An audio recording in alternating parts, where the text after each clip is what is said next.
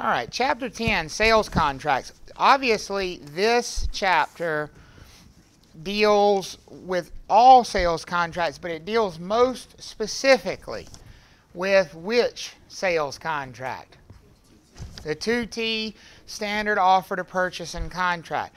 I mean, I can't stress enough how much you need to be familiar with the major sort of topics associated with this 2T offer to purchase and contract. They test you on it. And the reason they test you on it so significantly is because they know you're going to be dealing with it most likely, because this is by far the most common contract used. So the first question we need to talk about is, what kinds of transactions is this contract, is this particular one used for, and what kind of transactions is it not used for? Sales, not leases. Okay, well, that's good. Sales, not leases. What else? We got to get more specific than that, though, because this is not for any sale. Residential.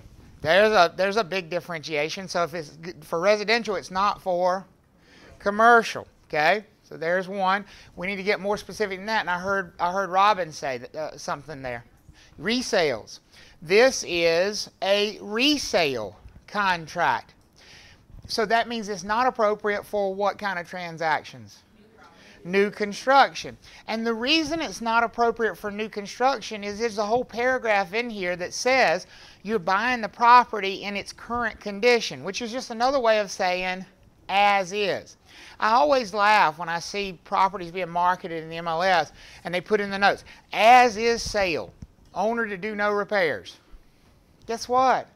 They all are, folks, because if you use this contract, that's exactly what it says. It does go on to say that the two parties can engage in negotiations for repairs if they want to, but it says outside of some agreement to the contrary, this property is being conveyed in its current condition. Well, that's a fancy way of saying what?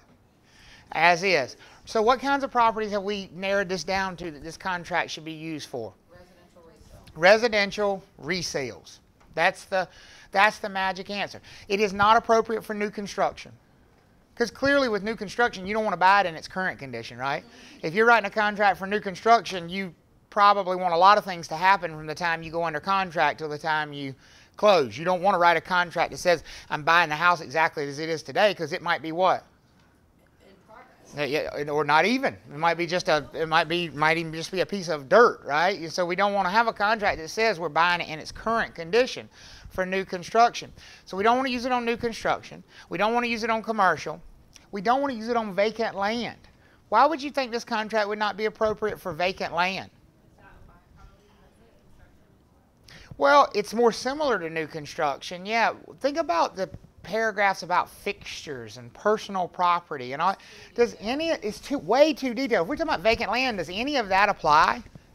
No. I mean, if we're talking about vacant land, there are no fixtures except what?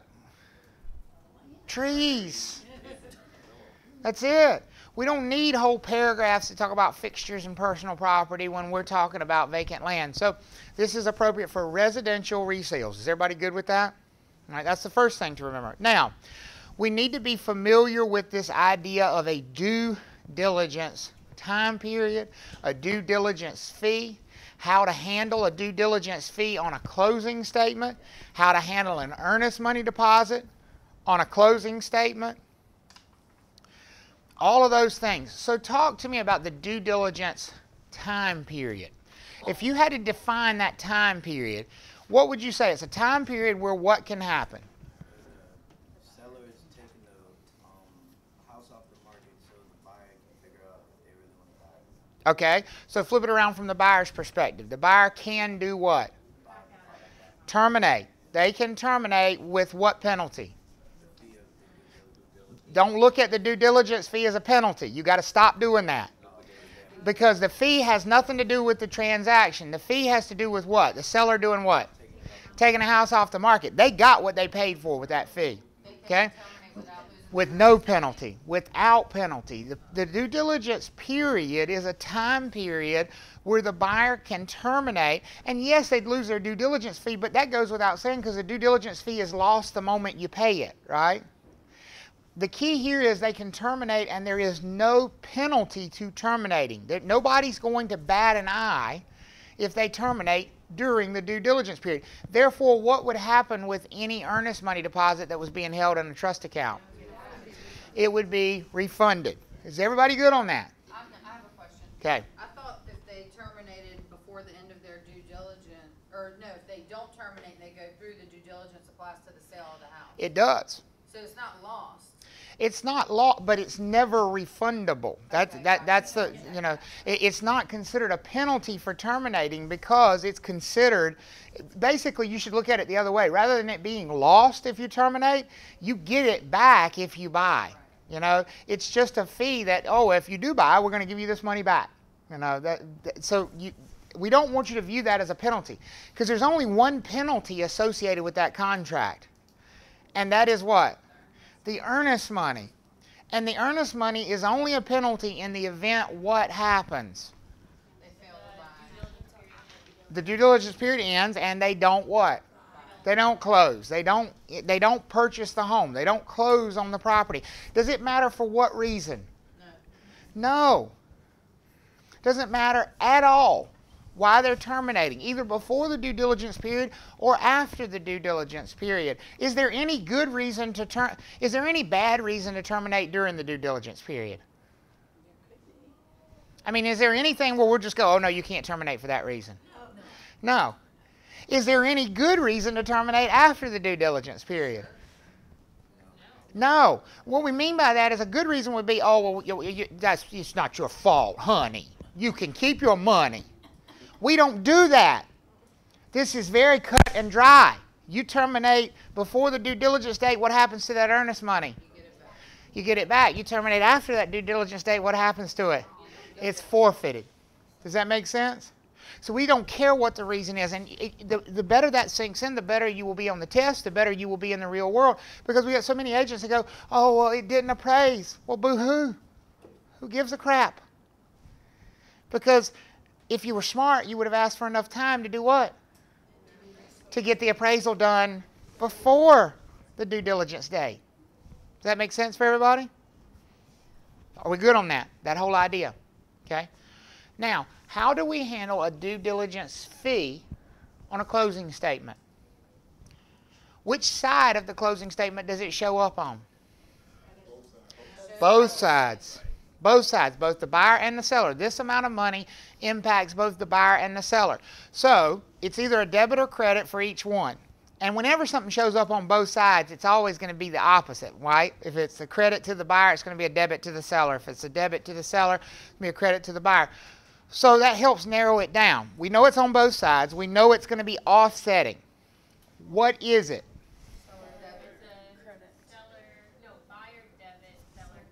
Buyer credit, seller debit.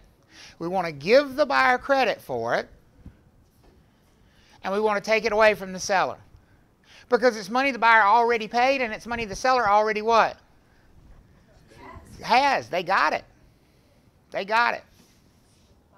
So it's buyer receives it back. Okay, so buyer credit. Buyer credit, seller what? Debit. Buyer credit, seller debit for the due diligence fee. Now, earnest money. How do we handle that on the closing statement? Buyer credit, and that's it. Nothing else on the seller side. And the reason it doesn't impact the seller is because they never what? They never receive that money. It's sitting in an escrow account somewhere.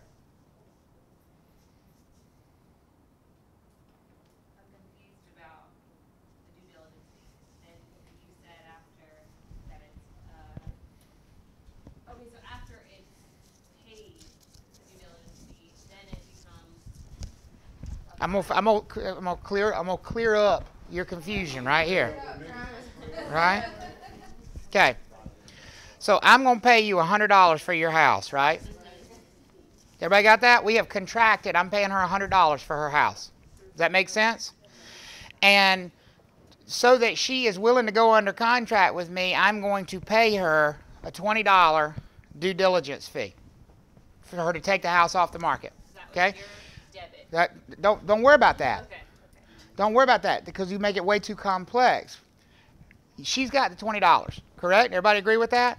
Now, the first thing we're going to do when we walk up to that closing table is I'm going to credit her. What's the first line that goes on that closing statement? The sales price. And how much did I say I was paying her for the property? $100 credit. 1, 2, 3, 4, 5. $100 credit. How much money does she have? How much money is she supposed to have? What do we have to do? Debit from her. And by the way, how much money have I now paid? 120. How much money am I supposed to pay? 100. So we have to do what? Take it from her and give it to me. It's the only way the math works. But I just thought that the due diligence fee was non-refundable.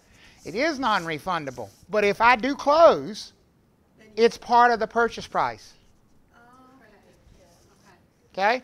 Does that help? Does that make sense for everybody? That's why it's a debit credit. Okay. You better now?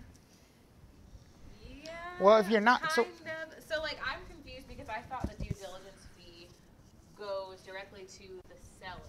you're the But seller, right? That's only, yeah. But that's only if... No, that's not only if nothing. No, not only, like, only, I'm saying, so if we close, then that gets credited towards the purchase price. So it only goes directly to the seller if you Where don't is the close. purchase price going? To the seller. Okay, then stop making it so damn hard. Okay. Right? You shouldn't say, oh, it only goes to the seller if we don't close, and if we do close, then it doesn't go to the seller. Everything goes to the seller. Okay, because I thought that it Right? went to the seller and they could, like, spend it however they wanted to, but that's... They can spend it however they want to. It's your $20. Okay. It is your $20. No, you believe me? You give me $20 back now.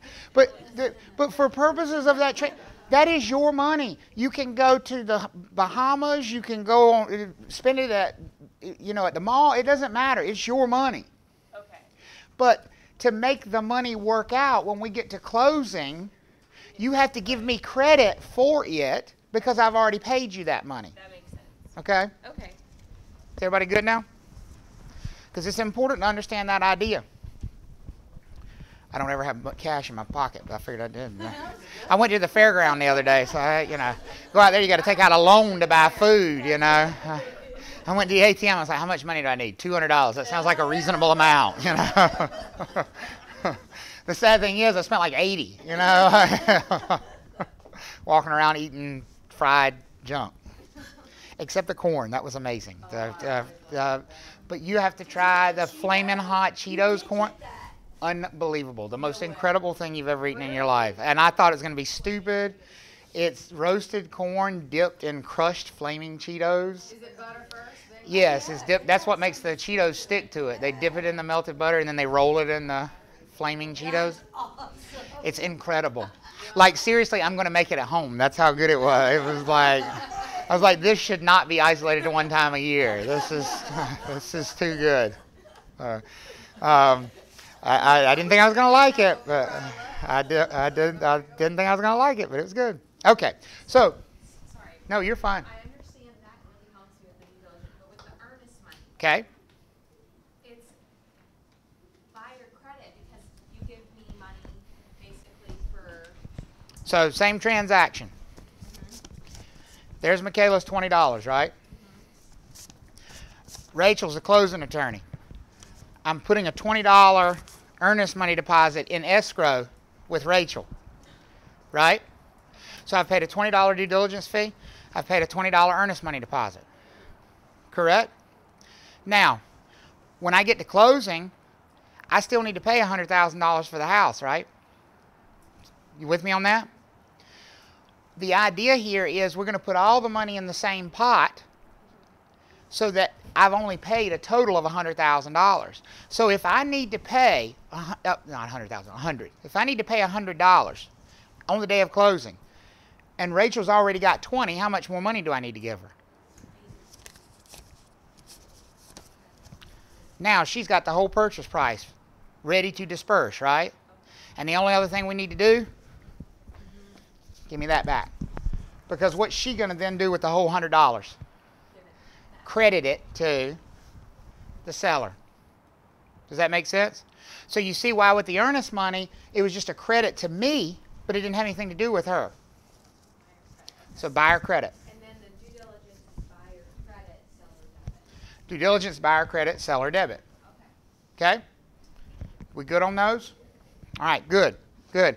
Now, let's also talk about, while we're in this chapter, let's make sure we talk about damages. And I know we mentioned this in chapter 9, but specifically we need to talk about, does this contract have specific penalties for either party terminating or breaching the contract?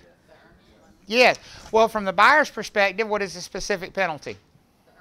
Earnest money. If the buyer breaches the contract, then they will forfeit the earnest money as what? What's that type of damages?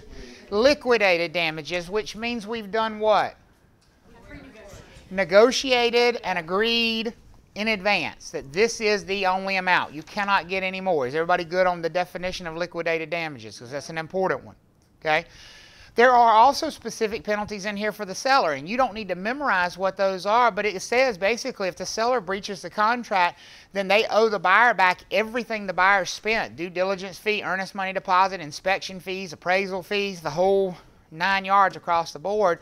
The seller would owe all of that money back to the buyer if the seller breaches the contract. So if you saw a question where they asked if the contract had specific sort of penalties, the answer would be what? Yes. Where in this contract do we disclose our compensation? We don't. Wait, you're talking about real estate commission. That's right. Our compensation as brokers. Not anywhere in here, right? So any kind of a question where they're asking you about what's true about sales contracts and they start mixing up compensation in there, should alarm bells go off in your head? Yes, because we don't ever deal with compensation on a sales contract. Do we disclose our compensation in writing? Yes. Yes, before the buyer does what? Before they make an offer. We do it anywhere other than the sales contract, never on the sales contract itself. Is everybody good with that? Okay, good. Do I want to review liquidated damages? Okay, so liquidated damages is any time that the two parties, so in this case the buyer and the seller, have negotiated ahead of time, Ashley, you better not screw up, but just in case you do, you owe me this much money. That's what liquidated damages is. Because most of the time, when you have an agreement with somebody, you don't have a discussion about when they screw up. You expect that they won't, right? And so therefore, what has to happen when somebody screws up? If you and I have an agreement and we don't agree what the damages are going to be, what would have to happen if I breach that contract with you for you to get any satisfaction? But where's that going to come from? Who's going to make me compensate you? Oh, that piece of paper is going to jump up in my pocket and make me write a check? No. Where's it going to happen? Because this is what makes liquidated damages different. See, if you can't make that connection, you don't understand liquidated damages. Where do you get justice when somebody wrongs you? There you go. Well, don't say that like it's obvious because you wouldn't say it before, right? In court. Liquidated damages is specifically designed to what? Avoid going to court, because we've agreed in advance, if I screw up, I owe you this amount of money. You've agreed in advance that you will accept that amount of money and not what? And not take me to court. That's liquidated damages. And in the case of this contract, what amount of money serves as liquidated damages in the event of a breach? The earnest money. Okay? Good now? Yes. Good. Because it's that whole avoiding court thing. So if the seller backs out and breaches, Mm-hmm. then they do need to go to court and Yes. Sue all for of those compensatory damages, consequential damages. That's exactly right. Because there's no liquidated damages on the seller's part. Can't they force them to sell?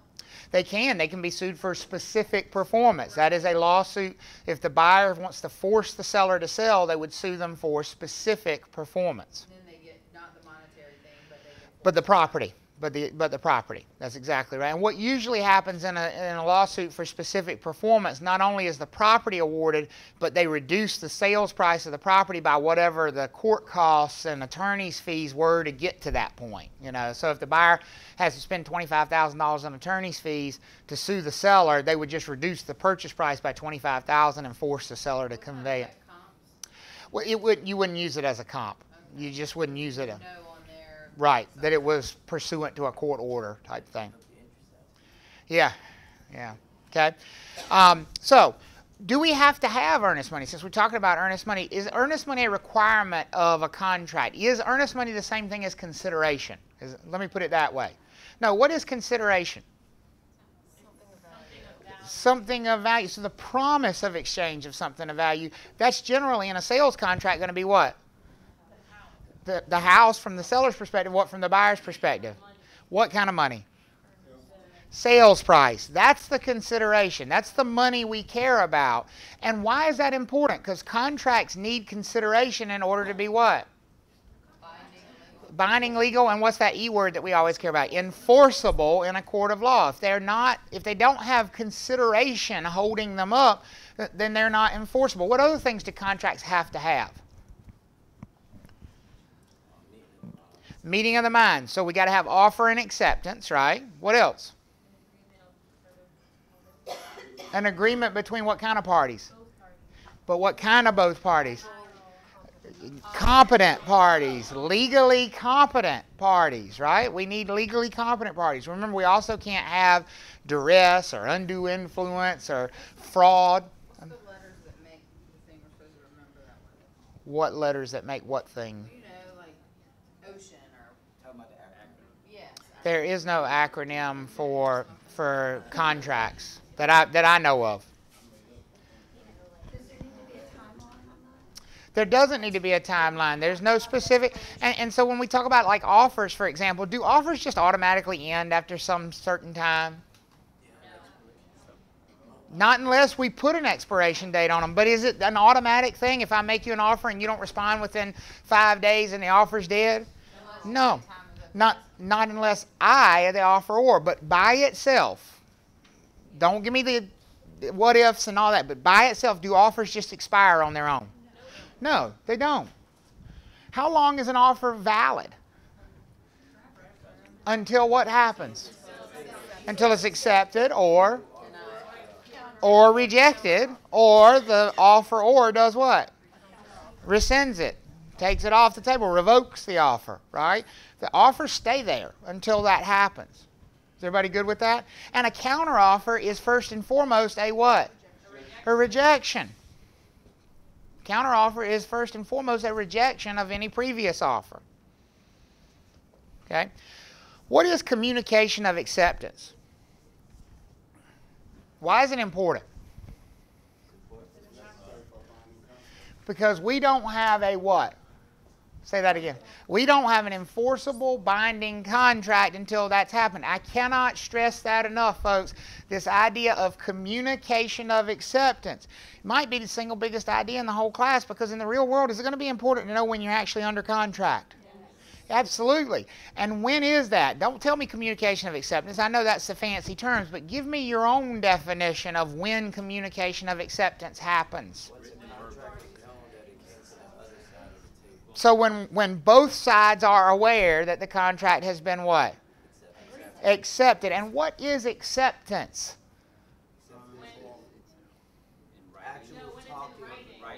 What in writing? Signing. You need to know that. I've said it like 27 times now. That's the 28th. Acceptance equals what? Not signing. Because think about when I say communication of acceptance. We just didn't pull that phrase out of our rear ends. What are you communicating? That your client has done what? Signed. Has signed. Communication of acceptance is communication of a signature. You're telling the other side, my client has signed your offer. That's what we mean when we say communication of acceptance. Has everybody got that? So we can't have, so let me expand on that. Can we have a contract if we don't have acceptance? No. So don't look for just communication. It's not, hey, Michaela, how you doing? Oh, hey, hey. It's a specific thing. What am I communicating? The contract has been what? Signed. So no matter what you're looking for in a test question, the first thing you're looking for is that they've done what? That they've signed it. We can't be under contract unless they've actually signed the offer. Is everybody good with that? The communication can't happen until the signing does. We have nothing to communicate. And remember, communication of acceptance always has to cross that boundary between the buyer and the seller. So make for certain you know whose team somebody is on. Always draw your little T-bar chart with the buyer and the seller and do your arrows back and forth. You know, if Travis is a sub-agent of the seller, what side is he on? The seller side. If Travis is a broker affiliated with ABC Real Estate and ABC Real Estate doesn't practice any form of buyer agency, what side is Travis on? The seller side. Be careful. That language matters. It matters whose team they're on. Okay? Yes, ma'am. Isn't it communication of acceptance if, let's say I'm representing the buyer and the buyer signs the contract and then they tell me that they've accepted it? It's not communication of acceptance until I tell the seller, the seller's agent, right? Well, you were perfect until that last little bit, because you should have just stopped it until you tell seller, because it doesn't matter who you tell on that side. Could you tell it directly to the seller? Yes. Could you tell it to the seller's agent? Could you tell it to the fax machine at the listing office? Could you tell it to the receptionist who answers the phone at the listing office? Right. What matters is you told somebody on the seller's side of the transaction. I don't want you to isolate it down to just the seller's agent. I want you to understand it's anybody on the buyer's side, which includes the buyer themselves, right, telling anybody on the seller's side. So if my client were to sign and then before I told the other side change their mind, they could do that? Of course they can. Because until you communicate that, we're not under contract. So I'll just expand on your example right there. She said if her client signed and then changed their mind before she communicates it. Her client signs, let's say her client's the buyer. Client makes an offer. Seller makes a counteroffer and sends it back to Michaela. They adjust the purchase price. Michaela presents the counteroffer. Now, when the seller made a counteroffer, did they sign the counteroffer? Yeah, so we got one set of signatures there, right? So they've sent it back to Michaela. Now, does Michaela's original set of signatures from her buyer count? No, because we had a what? We had a rejection, a counteroffer, right? So that first set of signatures is gone. But now we have the seller's signature on the counteroffer. It comes back to Michaela. She presents it to the buyer. Buyer signs and accepts, right? That's acceptance. That counteroffer. And emails it back to Michaela. Michaela's at the movies. When she gets out of the movies, she sees in her email, she's got this signed, accepted contract. And she's about to call the listing agent to tell them when she gets a phone call from her buyer client that says, hey, I've changed my mind. Can the buyer change their mind? Yes. Because even though the buyer sent it, it's not the mailbox rule, it's not anything, because the buyer wasn't communicating acceptance because they were sending it to somebody where? Who was that? What side is Michaela on? She's on the buyer's team. So it's the same thing as the buyer sending it to themselves, right? So of course they can change their mind until it's been transmitted to the other side. So when you say transmitted mailbox, they put in the mailbox communication of acceptance, right? They put it in the mailbox, but it hasn't got to the listing side or the selling side. Is that still communication of acceptance? Yes, absolutely, because that's the whole point of the mailbox rule. What is the mailbox rule? The mailbox rule says as soon as I put it in the box, it's what? It's transmitted. But that only applies if it is indeed communication of acceptance. You've got to make sure they're mailing it to somebody that's on the other side of the transaction. It's not the mailbox rule if Michaela's buyer mails it to Michaela. That's not the mailbox rule because that's not communication of acceptance. Is everybody good with that? Voicemail works exactly the same way. Yep, absolutely. It doesn't matter that it's been read or heard, or it just matters that it's been communicated. So not just text the real world. So they put it in the mailbox on the selling side or listing side, Well, you know those are two different things, right? Don't say or right there. The listing side. Say the seller. Okay. The seller never got that mail that was communicated. Can the seller change their mind? No. That's the whole point of a contract. Even though they haven't got anything in the mail yet. Absolutely. Because once you've put it in the mailbox, that communication has happened. That's the point of the mailbox rule. Okay? Everybody good on that? Okay. If I have multiple offers, how do I present them? All at once or in no particular order. What I don't do is rank them somehow. This is the highest, or this is the best, or this is the one I like the most, or this is the one that came in first, and that we don't do any of that. Okay? Good. Good. Let me see. I think that's all I need in that. Yeah, go ahead. You might go back to chapter 9, but I was just trying to make sure. Do we That's have all to right. do anything about discharge of a contract? So, discharge of a contract. What's the most common way to discharge a contract? All full performance. All the promises fulfilled, right? What's the second most common way to discharge a contract? Mutual agreement, where they both just agree we don't want to be bound anymore. And those are really the only two that you need to be aware of. So discharge is kind of more like voluntary. Most of the time, right, because anything else gets to really extreme things in court, and we try to avoid court at all costs. Okay? It's not like the most common, so the most common reason that contracts end is because of a breach, but common ways to discharge a contract are either. Well, discharge and end are the same thing. The most common way for a contract to end is that you close. That's by far the most common way. It would be a really crappy profession if that weren't the most common way, because we wouldn't get paid very often, right? The most common way to discharge one is to close it. Over on page 299, it reminds you of the requirement that sales contracts be in writing in order to be enforceable, right? What is the opposite of enforceable? Unenforceable. Unenforceable means not binding on which party? Either party. So if you have a real estate sales contract and it's not in writing, which party is it binding on? Nobody, because it's an unenforceable contract, because the statute of frauds says specifically real estate sales contracts must be in writing in order to be enforceable. So if it's not in writing, is it valid? No, because valid's enforceable on how many parties? Both. Is it voidable? No. It's not even a contract. No.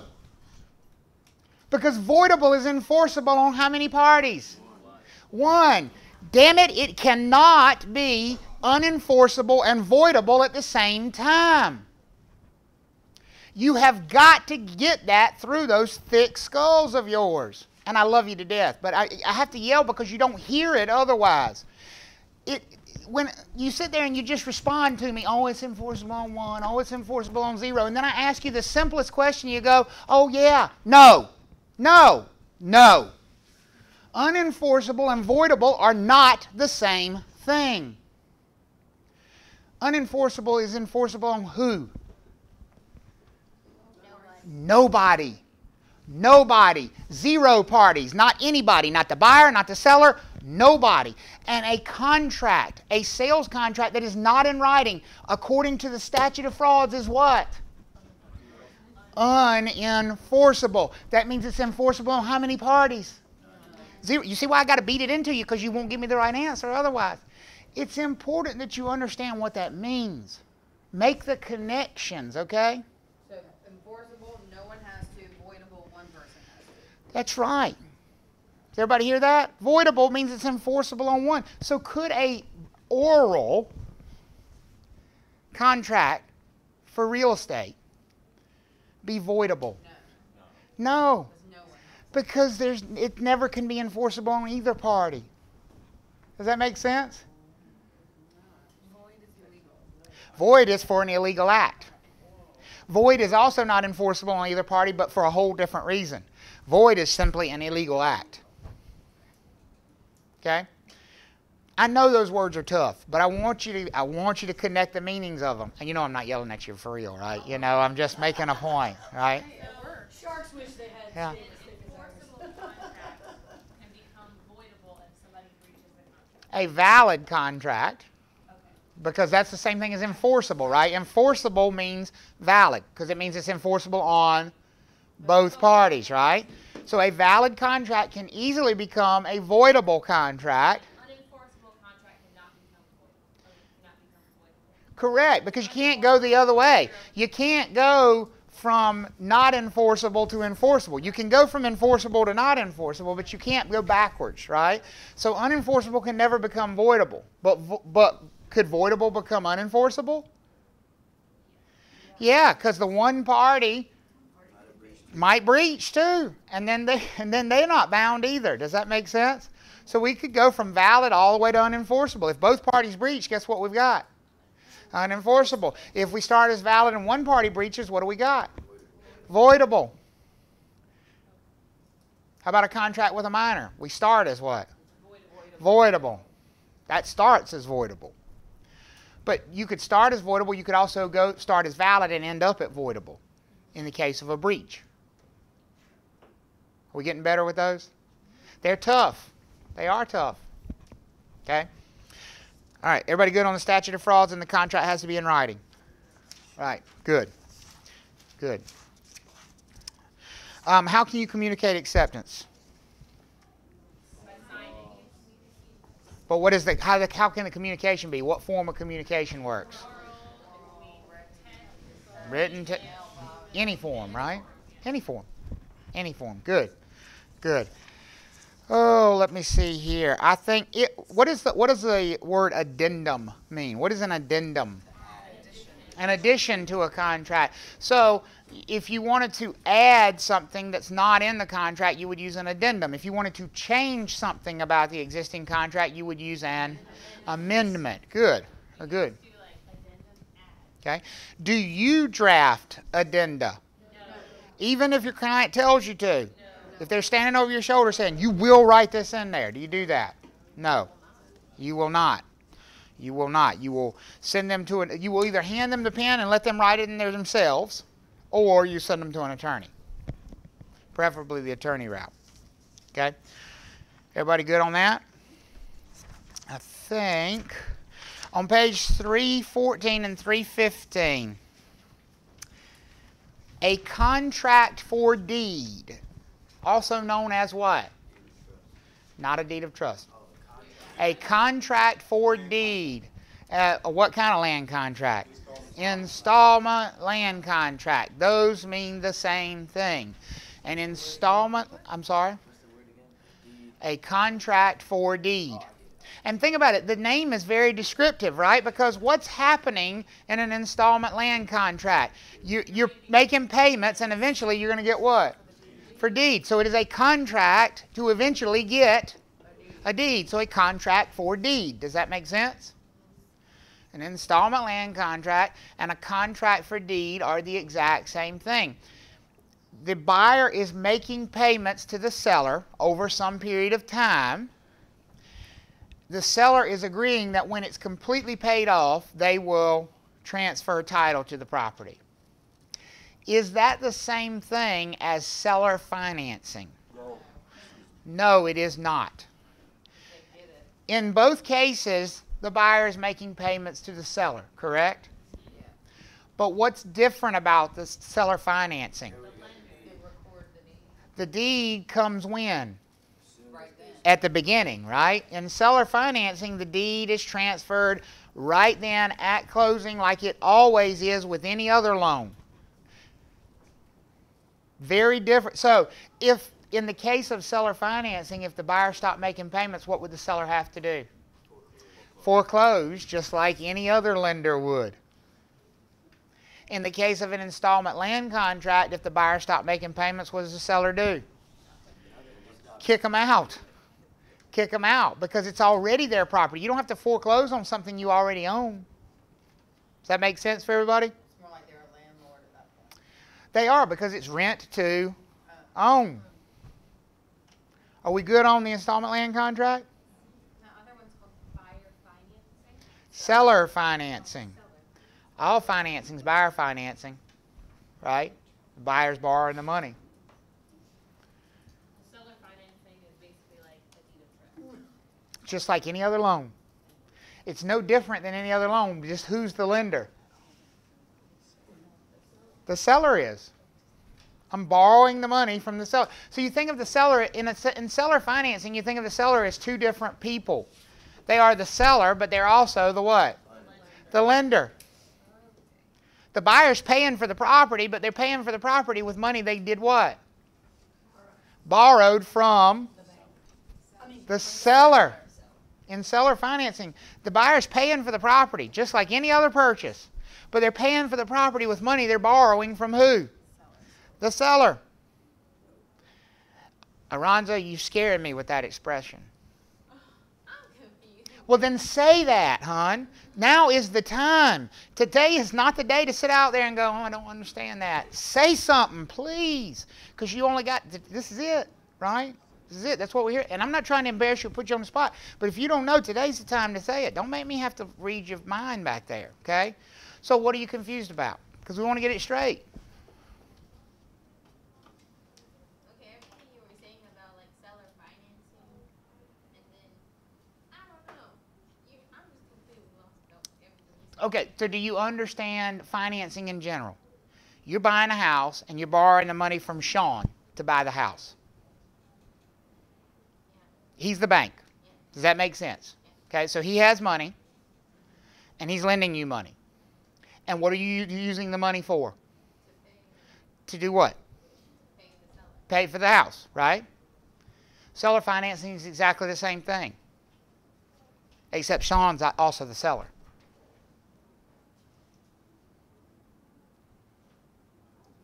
Exactly the same thing. It's like if you're buying my house, and instead of getting a loan from a bank, I got so much money that you're just gonna pay me, and then I figured out the interest and everything. I'm the bank and the You're seller. borrowing the money from the person you're buying the house from. See, the problem is you're sitting back there, you won't accept what I've just told you. Because what you're trying to swim around in is, well, that don't make no sense. I don't understand why they would do that. Because the why is different than the thing, right? If you will accept the definition, then you will understand the why. Why would you do it that way? Why would you borrow the money from Sean, the seller, rather than from a bank? You don't got good credit. Because the bank won't give you a loan. Your credit sucks. And the bank's like, no freaking way. And why would Sean give you a loan? Let's look at it from his perspective. He wants to sell his house, and he's probably in a bind because he can't find what? Another buyer who's got better credit, who can borrow money from the bank. Match made in hell, right? But it's still a match. But it's still a match because we got a buyer who wants to buy and a seller who wants to sell. And the buyer can't get money from anywhere else. And the seller's like, well, crap, I can't find a buyer from anywhere else, so we better make this work. So Sean says, I tell you what, I will sell you the house. I'll loan you the money. You buy the house. You make payments to me. That is seller financing. Whose house is it after we go to closing? No. Whose house is it? The buyer's. Just like any other closing. When we walk out of that closing, that house belongs to the buyer. But they owe money to who? To the seller. And they're going to make monthly payments to the seller. If they stop making those monthly payments, what does the seller have to do? What is the right of the seller at that point? Foreclose. They already got a lien. Foreclose.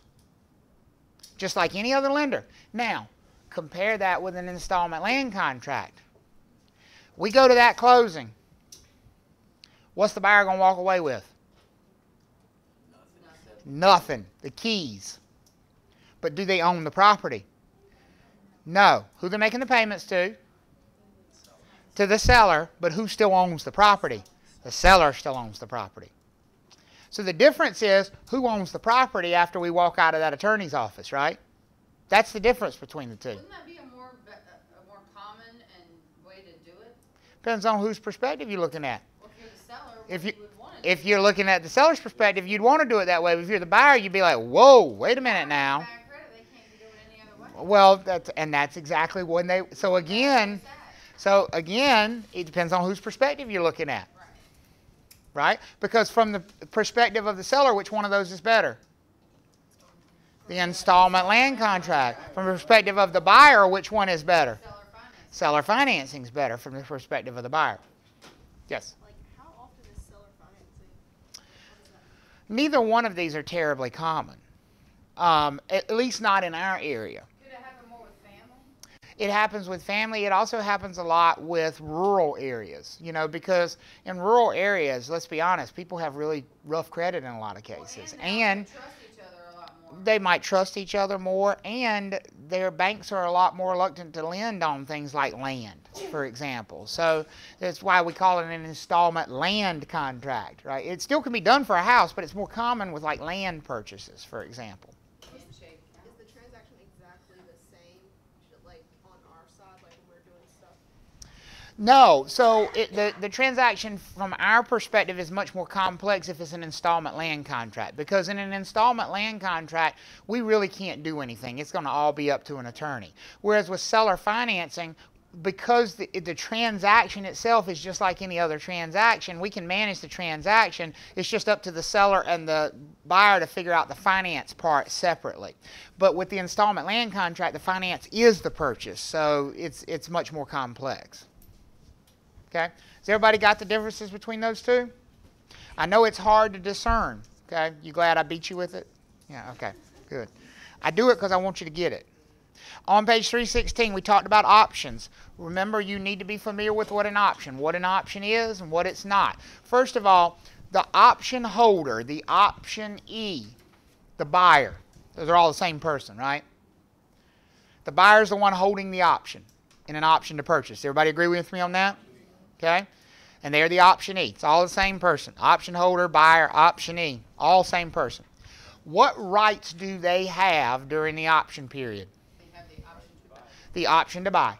The right to buy the property. That's it. Do they have the right to use the property for any reason? To access the property for any reason? No. Make changes on the property for any reason? No. What rights does the option or the seller have during the option period? None. None. Who's completely in control? The buyer, the option holder. Okay, I forgot what the option period is. Like, what is this that we're talking about again? So an option period is a period of time where the buyer has the right to make all the decisions. So when would that be on a typical sales contract? When would it be on a typical? It wouldn't be on a typical sales contract because a typical sales contract is not an option contract. So are the option contracts like the contract for a deed or the seller financing? No. Oh, so No. what is an option? And that's what I'm answering. An option contract is any time when the buyer does not know that they want to purchase, but they think they might.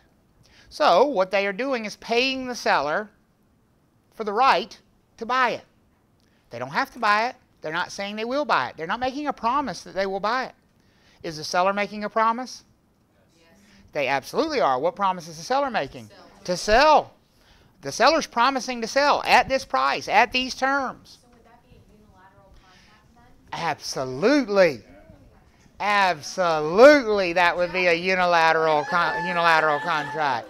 Because only one of them has promised to do something. Then they can't sell to anybody else. The seller cannot sell to anybody else during that option time frame. See, they've made a promise. The buyer has not. That's very similar to the due diligence. Very similar to the due diligence contract, because if you think about it, the seller has promised they will sell. The buyer has really only promised to pay a due diligence fee, and they've already fulfilled that promise. Very similar. Okay? Everybody good? I love hearing somebody say something like that because it means the lights are on. Okay. Every once in a while. All right. Yeah. Y'all are pretty good as a group, actually, in that regard. Okay. That's it for chapter 10. That's it for chapter 10. And I get excited over that chapter because it's a big test chapter, but it's you have to understand what you're doing to answer those questions. You can't just memorize them. And you have to, you have to know what the due diligence period is and understand those things. And you can't really answer an option question unless you understand what an option is. Okay? Chapter 11, Landlord and Tenant. Now, in Chapter 11, there are several things we need to talk about. Luckily, there's not a ton of them, though. Okay? So, first thing we need to talk about is that there are two different types of leases. I know there are 4 in the book, but there's only 2 that really you're going to be tested on and you need to be familiar with. The estate for years and the periodic tenancy. The estate for years and the periodic tenancy. I don't know how to say this any differently other than to hope you will open your ears and not be stubborn about it. Any definite period of time is an estate for years. I don't care if it's a definite day or a definite month or a definite 10 days or a definite 10 years. If it is a definite period of time, it is what kind of lease? An estate for years. And because it is a definite period of time, is there any requirement to give notice about terminating it? No. The kind of lease that requires you to give notice about terminating is a periodic tenancy. Because periodic tenancies automatically do what at their conclusion if you don't? They renew. Periodic tenancies automatically renew themselves unless one or the other party gives notice that they don't want them to renew. That's why they're not for definite periods of time. Don't get caught in the maze of saying, can I have a periodic tenancy for, can I have a 1-year periodic tenancy? Sure I can, but it's not for a definite year. It's for a year unless the 2 parties don't do what? Give notice, and then it's going to do what to itself? Renew itself. That's what I mean when I say for a definite period of time. But on a test, if they say, Travis has rented a warehouse for 3 months, what is that? That's an estate for years. That is an estate for years. Because it's for a definite period of time. Okay? How would they have to talk about a periodic tenancy on the test? It would always make some reference to what? Notice. Either notice or automatic renewal. That's how they would have to describe a periodic tenancy because that's what defines a periodic tenancy. Is everybody good with that? Residential leases in this state are always which one? Periodic tenancies. Period to period. Residential leases are residential leases always automatically what? Renew themselves unless one or the other party gives notice. Most commercial leases are estates for years, which means you don't have to give notice. Everybody good on that? Okay. Now, over on page 328, we get into the different ways we can structure payment of leases. Leases can be paid in a variety of ways. Now, the estate for years or periodic tenancy refers to the structure of the lease. We've gone to a different area now. We're talking about payment of the rent. Could I have an estate for years that's a gross lease or a percentage lease or a net lease? Could it be any of those things? Yeah, because this is just referring to the way it's paid, right? The estate for years refers to its basic structure.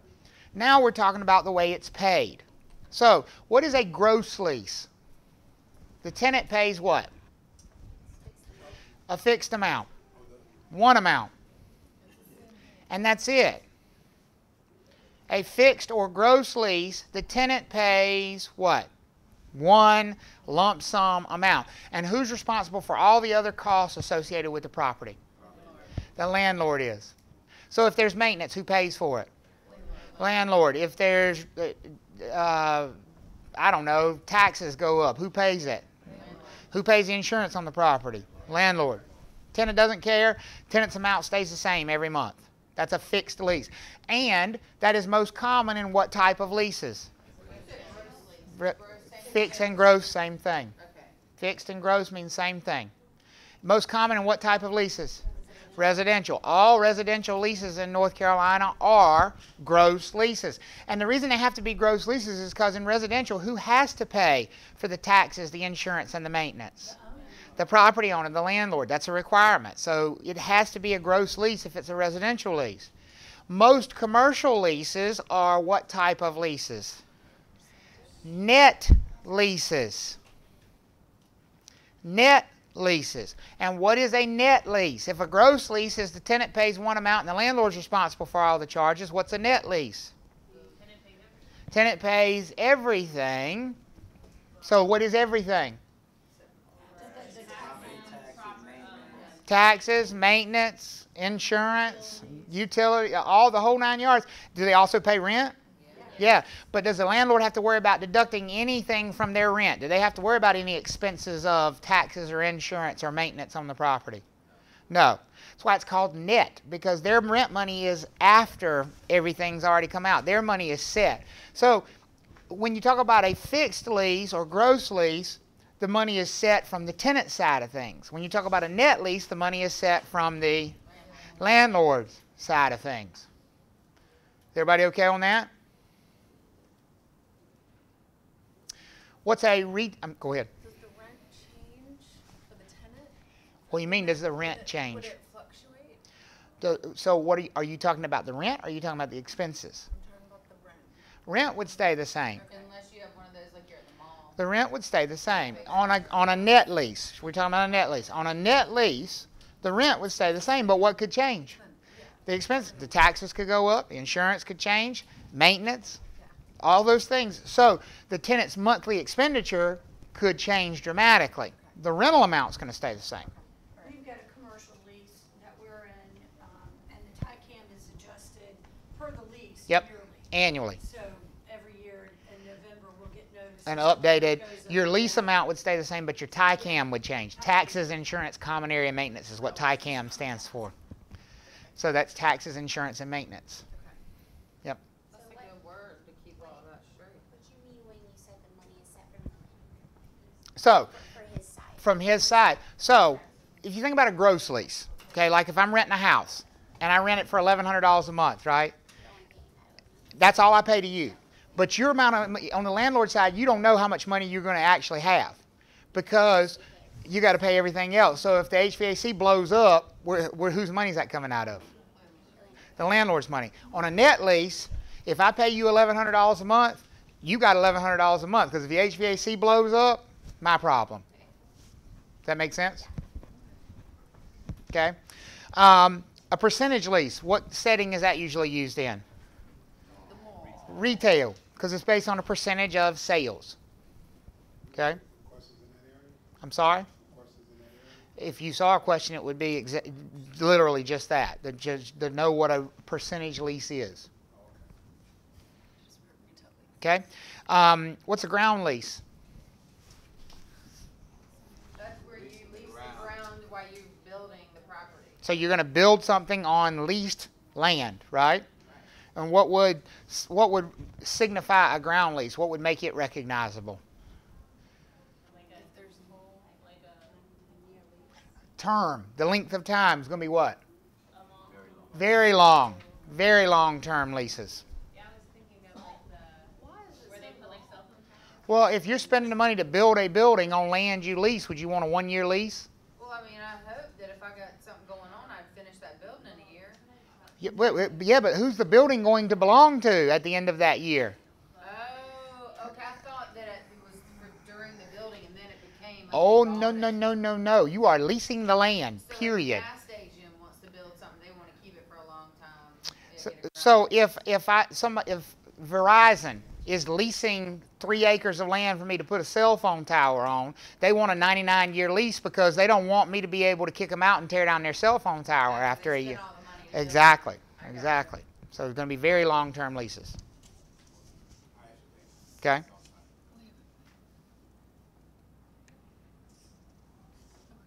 All right? Oh, let's see here. Over on page 331, repairs. Repairs are negotiable in commercial leases. Are they negotiable in residential leases? No. Ever?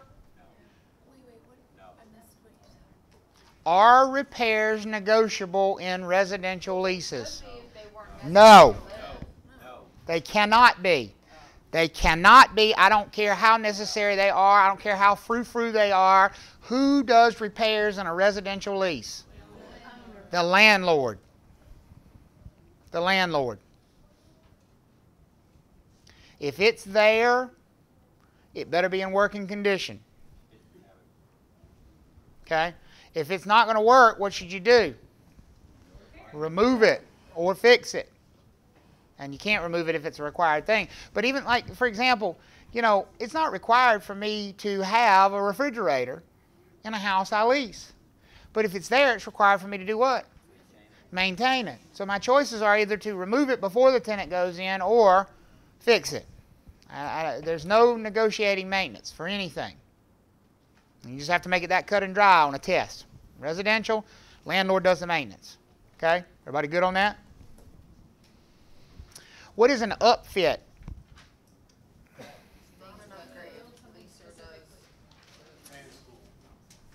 Well, we had some upfit here. Who's doing this work? Landlord. And they are doing it for whom? The tenant. And what is it? What does it look like? What? Changes for a special purpose that the tenant may have. So like customization, right? Customization. An upfit is a customization for a particular tenant. It's not updating it. It's not making it fancy. It's not upgrading. It's not anything with the word up in it. It's customizing, building it out to suit the... Have you ever seen that phrase on a commercial rental sign? Will build to suit. You ever seen that phrase on a sign? Will build to suit. Will build to suit your needs. Upfit. That's what an upfit is. We will build it out to suit your needs. So it's paid for by the landlord. Paid for by the landlord. Up front. Eventually, paid for by the tenant in longer terms or higher rent. But sometimes you get upfit months in exchange for them doing their own upfit. Sure, you can. All that's negotiable. But the idea of upfit is the landlord customizing the property for the tenant's use. When the landlord's spending that money. All right, over on page 333, we talk about leases and whether or not they have to be recorded. Do leases have to be recorded? No. Do they have to be recorded if they're longer than 3 years? No, they don't have to be. But in whose best interest is it to record them if they're longer than 3 years? The tenant's best interest, because if the property's sold, they only have to be enforced if they are what? Recorded. Good. Good. The Residential Rental Agreements Act, big one, bottom of page 333. Residential Rental Agreements Act. First of all, it applies to what kind of property? Residential. Residential. What does the landlord promise to do in the Residential Rental Agreements Act? Provide a fit and habitable condition, right? What does the tenant promise to do? Pay rent. So does the tenant have to always pay rent? Always. Always. Always. If the landlord is not doing what they are supposed to do, what can the tenant do? Move out. Constructively evict themselves. They can constructively evict themselves. They cannot stop paying rent. They can stop paying rent if they move out, though, right? Well, of course, if I'm not living there anymore, I'm not paying rent. But as long as I'm there, I have to pay rent. Okay? Who would be responsible for all the court actions to remove a tenant? Landlord or who? The landlord. Or who? Their property manager. The landlord or their... Who would be responsible for all the legal actions that would be involved with evicting a tenant? It's got to be one of two people, the landlord or their property manager. That's a big responsibility of a property manager. Remember that the property manager becomes the landlord. But they would use the deposit to recoup any of those expenses, right? Only if they used it when? After the tenant had what? Moved out. You cannot touch that money until the tenant's moved out. And they have to provide that statement of what they did with it. Yep, so let's talk about that. Turn over to the 337, the North Carolina Tenant Security Deposit Act. The Tenant Security Deposit Act. First of all, where does a tenant security deposit have to be held?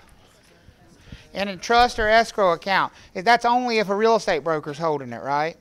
No, it's anybody's fault. No, anybody. Anybody's holding it. So first of all, how much can we hold as far as, what does the tenant security deposit control?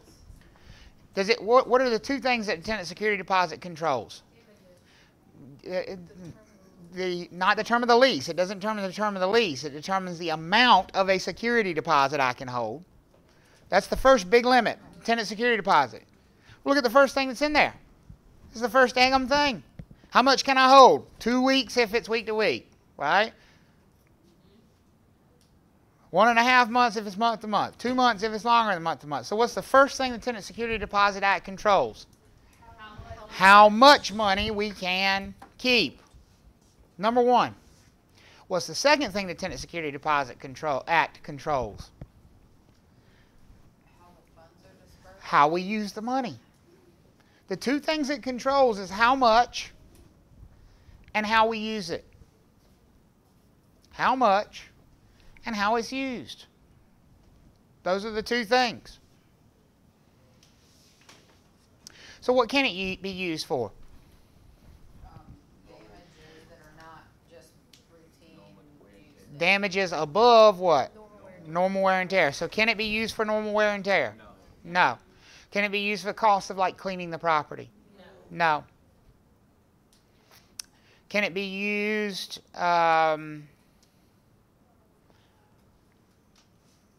for non-payment of rent? Yes. Can it be used for the cost of evicting the tenant? Yes. But that's the same. Don't make that about just the cost of the tenant. That's always. You never can use it for anything until the tenant's what? Moved out. Okay. Can it be used for failing to fulfill the lease? Yes. Can it be used for cost of marketing the property? If they move out early. They move out early. Absolutely. That's exactly right. If I have to spend money to market that property because they left early, absolutely. Absolutely. How long do I have to either refund their money or send them a breakdown of what I did with their money? 30 days. 30 days. As a landlord, you have 30 days to either refund their money or send them a breakdown of what you did with it. Can you charge a pet fee? Yes. Yeah. Do you have to refund it? No. Can you charge a pet fee for a service animal? No. Oh, I didn't know that. They're not an animal. They're a person. You treat them just like a person. I had a Rottweiler that was a service dog. They hated it because he was against the breed control. Sorry. We need to know the amounts the maximum amounts that can be held. The one maximum amount you need to pay attention to is 2 months, which is the absolute max. Okay? Is everybody good on tenant security deposits? Good? Okay. That is, I believe, it for chapter 11.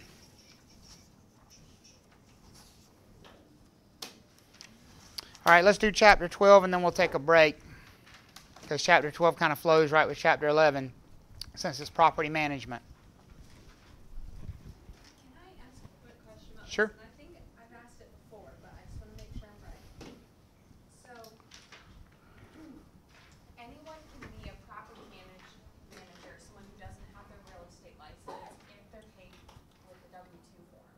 By who? by the landowner. Yes. But if you do have your real estate license, then you can be,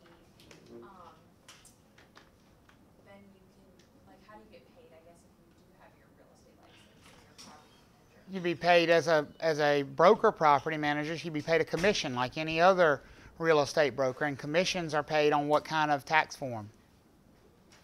I forgot. 1099s. Okay.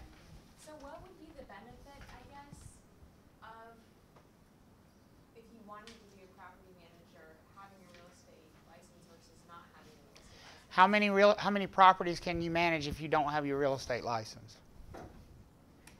Under 4? How many are you going to be the employee of?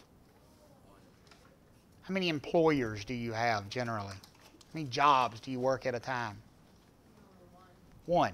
So how many properties are you going to realistically be able to manage without a real estate license? One. How many can you manage with a real estate license?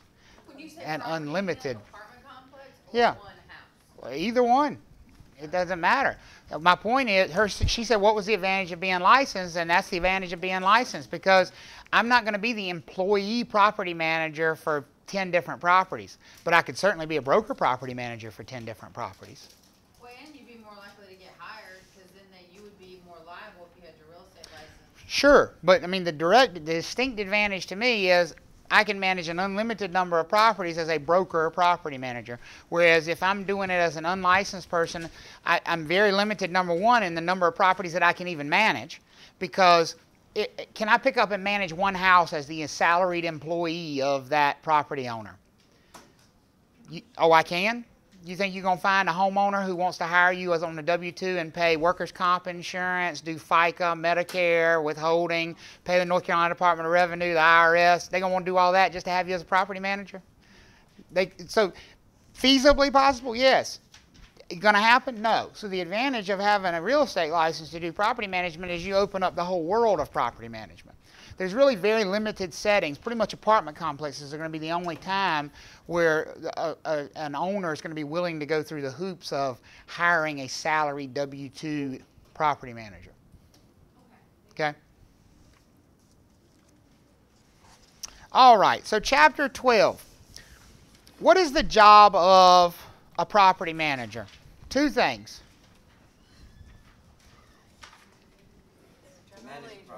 Manage the property, but what does that mean though? Maintain the value of the property, and what else? Generate what?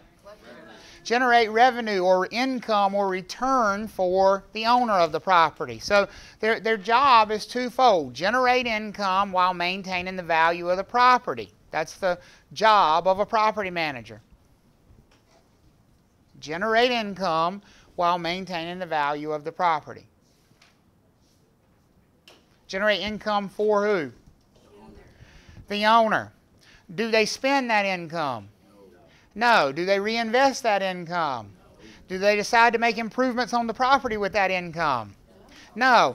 We have very broad powers as a property manager, but we don't get to do anything with the before tax cash flow, that number that comes out at the end. All our stuff happens above that. What kinds of things are within the control of a property manager as far as spending money? Maintenance, advertising, marketing, utilities, property taxes, insurance, operating expenses, right? So what are operating expenses? Break them down for me. Property management fee is an operating expense. Utilities, maintenance, property taxes. What's not? Debt. Debt service, mortgage payments. That principal and interest payment is not an operating expense. Remember, there's a difference between net operating income and before tax cash flow. Folks, if you don't know that formula yet for before tax cash flow, you better memorize it. Because not only are you going to have several math problems with it, you could get several. Could they make a question out of simply asking you to restate a formula? And they will. So you better know what those are.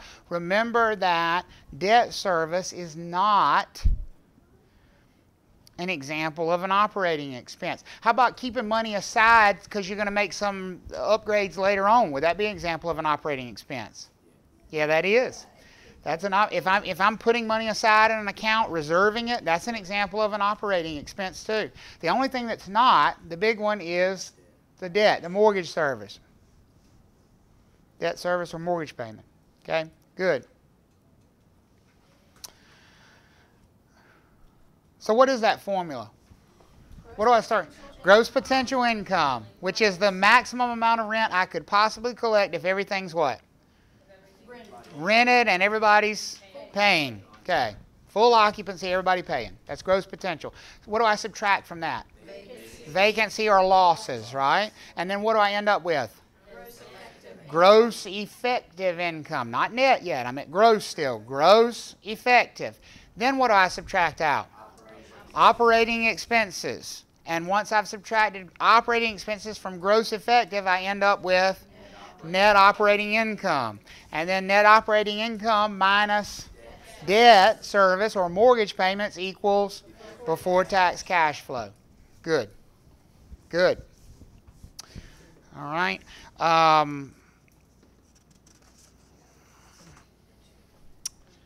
Would following the fair housing guidelines be important for a residential property manager? Yes. Would following the ADA be important for a commercial property manager? Yes. What does ADA stand for? Americans with Disabilities Act. What properties are subject to the ADA? Not all. Commercial. Any place of public accommodation. Any place of public accommodation is covered under the ADA. What are the other properties, the private residences, covered under? Fair housing. So an apartment complex would have both, right? Common areas would be covered under the ADA, and the units themselves would be covered under fair housing. Good. Good. Do the let's talk about some functions of a property manager. Do they collect rent? Yeah. How about collect security deposits? Do they decide on rental rates? Yeah. Yep, they do. Do they come up with operating budgets? Yeah. Do they take care of maintenance, tenant complaints, those kinds of things? Is that their responsibility? How about legal proceedings, evictions? Is that their responsibility? Okay, good. Good. I think those are all functions of a property manager. Okay, I think that's it for chapter 12.